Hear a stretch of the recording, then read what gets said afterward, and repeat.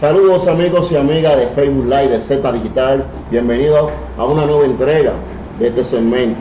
Hoy un tema interesante, un tema que en los colmados, en las casas, siempre es debate, el financiamiento de los partidos políticos.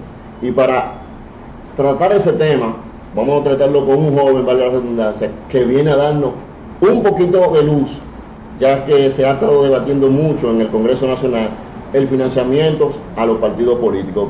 Con nosotros hoy se encuentra Vladimir Rosón García, coordinador de la unidad de partidos políticos del Observatorio Dominicano de la Fundación Food Global. Vladimir, bienvenido a este espacio. Gracias Amaury, a ti y al medio por permitirnos la oportunidad de estar aquí y venir a dilucidar un poco de los resultados de la observación de este trabajo, que desde el Observatorio Político Dominicano siempre agradecemos, ¿no?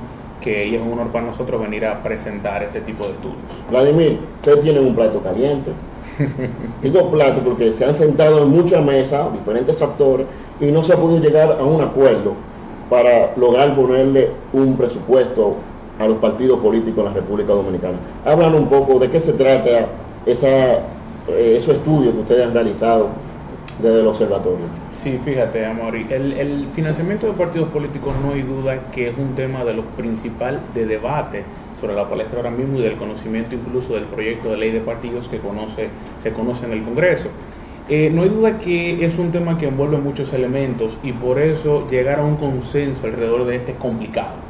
El estudio que nosotros hacemos intenta presentar lo que es la problemática como tal y a su vez una posible solución a esto que se ha convertido en una de las causas de corrupción, de descrédito de la política e incluso de lo que, si se quiere, es un poco de aspectos negativos de lo que son los actores políticos.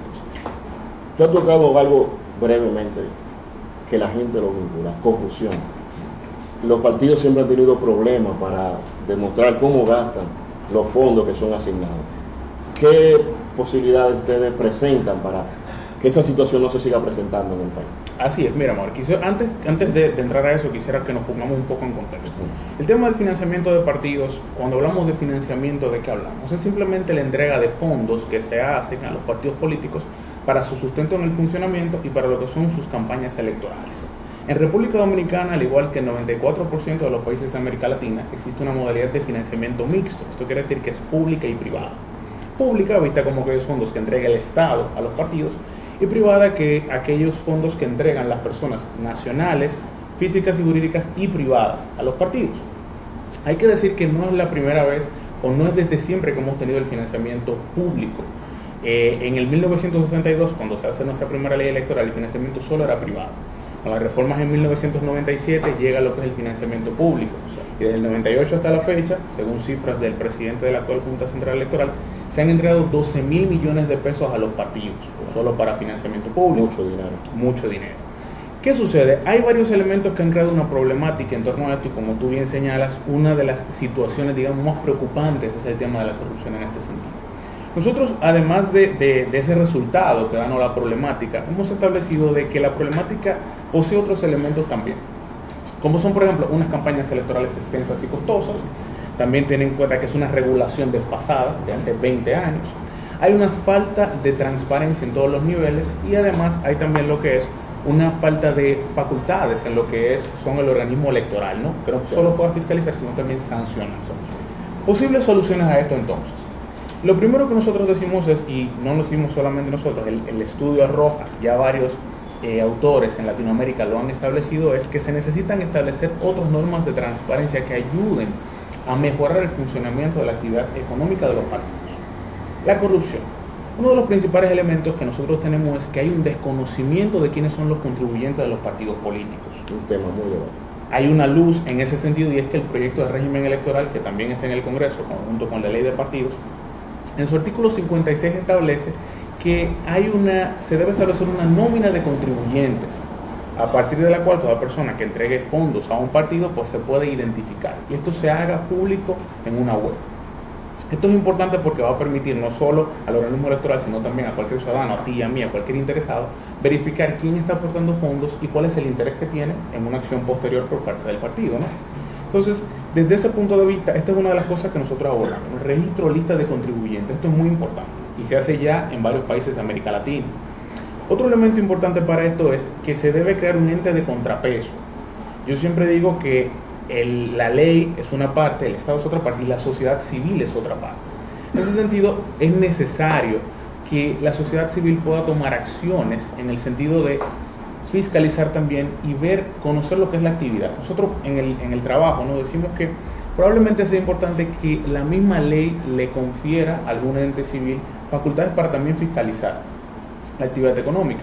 Ojo, sin un sentido de divulgación pública, ¿no? Sino más que nada para conocer cómo funciona eso y de alguna forma realizar. Por ejemplo, participación ciudadana puede interesarse, por un ejemplo. Por ejemplo, así es. Sí, de hecho, Acción Ciudadana, Poder Ciudadano en Argentina, Transparencia Perú, que son entidades con un corte, como tú señalas, la participación ciudadana, tienen este tipo de rol.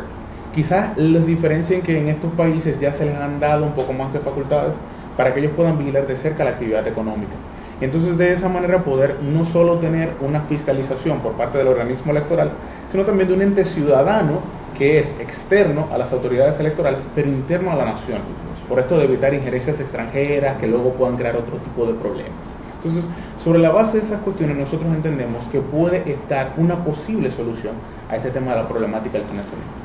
Eso, como está en el país, ya ha traído problemas, ¿no? De conocer de qué empresas han dado dinero, ahora mismo se está viendo mucho denuncias sobre eso. Eso también, esa propuesta de usted evitaría que empresas también tendrían que reportar los fondos que le dan a un candidato o a un partido político. Sí, eso es muy interesante, Amar. Fíjate, uno de los principales elementos del problema es el financiamiento privado. El financiamiento privado, como dice un experto en la materia, Daniel Sobato, no es el per se, sino la falta de conocimiento de los fondos que se entregan vía esa modalidad. Es decir, que se hace a puertas cerradas, en palabras de Sobato.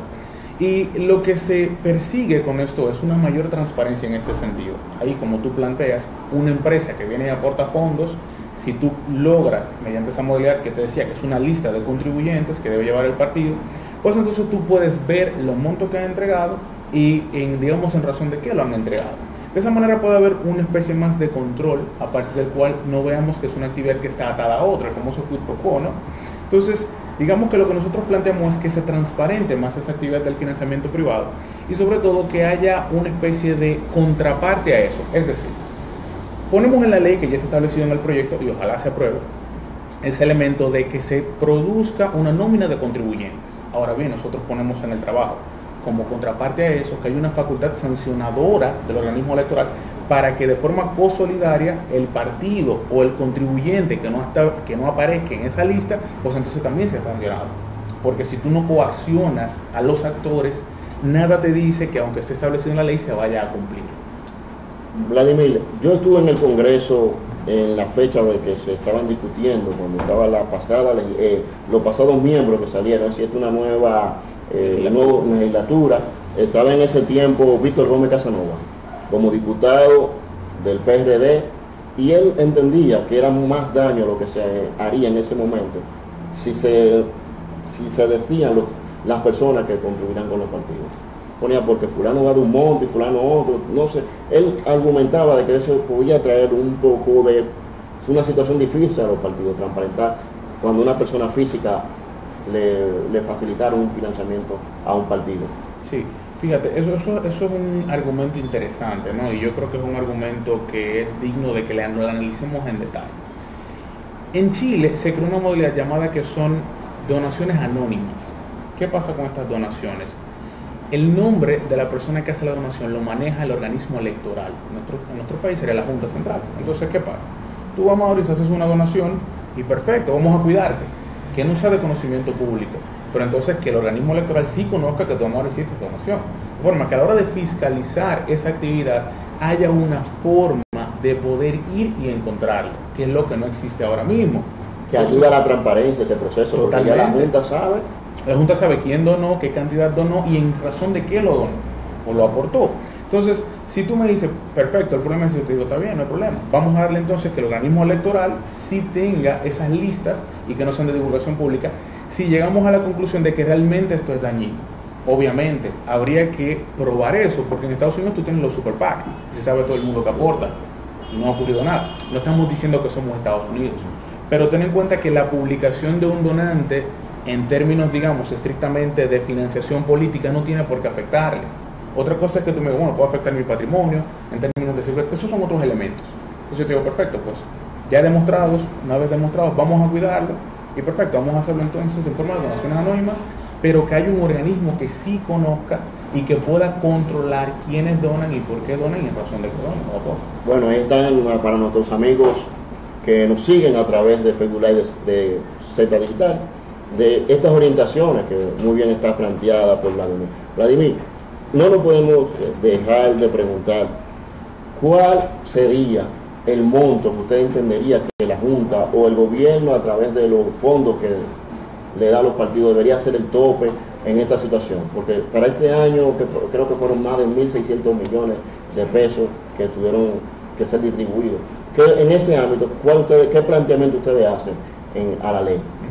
Fíjate, ahí hay dos cosas. La primera es que tú sabes que obviamente, como ahora se plantea lo del tope máximo de un 1%, se lo plantea el proyecto de ley de partidos, a los contribuyentes particulares, no las contribuciones privadas. De manera que el partido que reciba la mayor asignación de fondos, por ejemplo el PLD, el PRM, se le dan como contribución estatal 500 millones de pesos, pues el máximo de contribución particular va a ser 5 millones de pesos. Eso es el famoso 1% que se ha debatido mucho.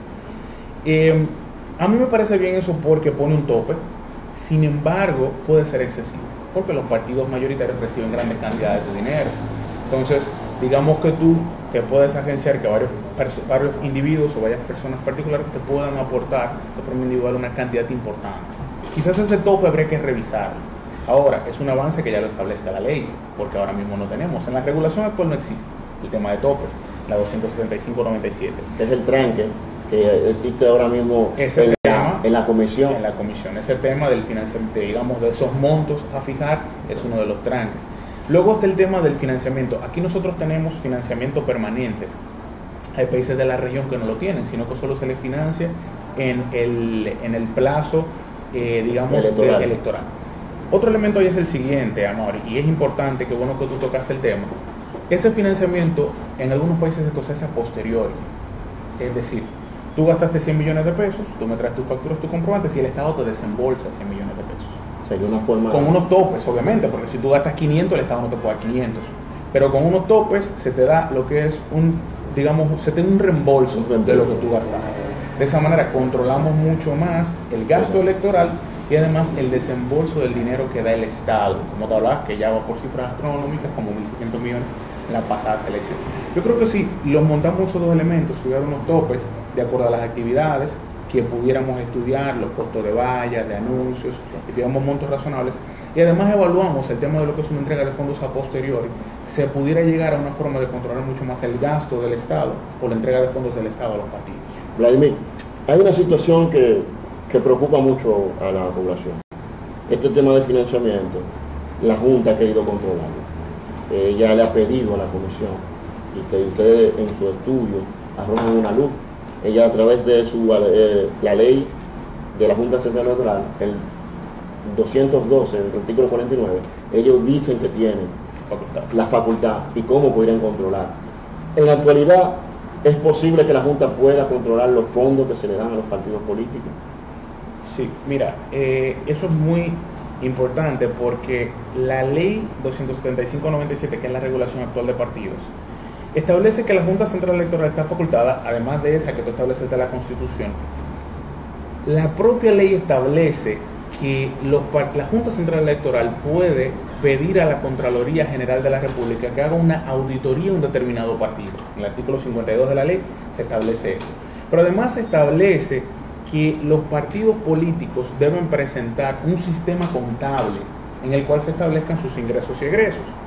Pero además de eso se establece, la ley actual estamos hablando, que los partidos deben presentar en cuentas bancarias distintas las contribuciones privadas y las contribuciones estatales, de forma tal que se pueda fiscalizar de forma más proactiva cuáles son los fondos pertenecientes a un rubro y a otro. O sea que digamos que la ley actual permite y faculta a la Junta para que pueda auditar, o mediante solicitud de la Contraloría, auditar un determinado partido político. Entonces, actualmente poseen la facultad. Luego, ten en cuenta que son facultades reglamentarias. funcionarían a través de un reglamento que la Junta debería adecuar, estableciéndole a los partidos cuál sería la forma, los montos y las modalidades de esa auditoría, y entonces a partir de esto lo podría realizar. Pero de acuerdo a la ley y a la Constitución, poseen la facultad. ¿Qué ustedes plantean en esta línea tan divisoria que hay en el país? Un planteamiento que dice, mire, nosotros entendemos desde el observatorio que podemos para el 2020 tratar esta línea para que eso no siga sucediendo, de que haya una transparencia en el sistema de partidos políticos dominicanos. Sí, fíjate, amor, desde el Observatorio Político Dominicano nosotros entendemos primero que hay que actuar frente a lo que son las campañas electorales. No podemos seguir teniendo campañas electorales tan extensas y costosas. En la medida de que tú reduces el tiempo, pues en consecuencia se entiende teóricamente, porque en la práctica a veces esto cambia, pero se entiende teóricamente que se reducen los gastos. Pues si tú le das menor plazo para que expendan, bueno, se entiende esto, ¿no? Lo segundo que nosotros planteamos desde el observatorio es que se deben entregar más facultades sancionadoras a la Junta Central Electoral. Es decir, no solo se deben crear facultades fiscalizadoras, sino también que deben haber facultades sancionadoras. Desde ese punto de vista, el tema, por ejemplo, que te establecía del registro de contribuyentes, perfecto, no se entregó o fuimos a auditar y no estaba, pues vamos a sancionar al partido y al contribuyente. Entonces, sobre la base de más facultades sancionadoras, más rol proactivo de la sociedad, nosotros entendemos que puede estar la solución a este problema. Por un lado, reducir en la ley las campañas electorales y por vía de esta los gastos electorales. Segundo, establecer claramente este tema de transparencia en lo que es el desarrollo del financiamiento, tanto para los contribuyentes privados como para todos aquellos fondos que reciben los partidos en virtud de las campañas electorales sobre todo. Y tercero, se debe establecer o se debe impulsar un rol más proactivo de la sociedad. Es decir, que los partidos tengan otro ente, además del estatal, de la autoridad electoral, un ente social que también pueda fiscalizar esa actividad económica y que pueda presentar un informe. Evidentemente, no puede estar revestido de una facultad sancionadora, porque eso le corresponde a otros organismos, a otras autoridades, pero que te pueda presentar un informe con pruebas y que a partir de ese informe el organismo electoral pueda entonces incoar una facultad sancionadora.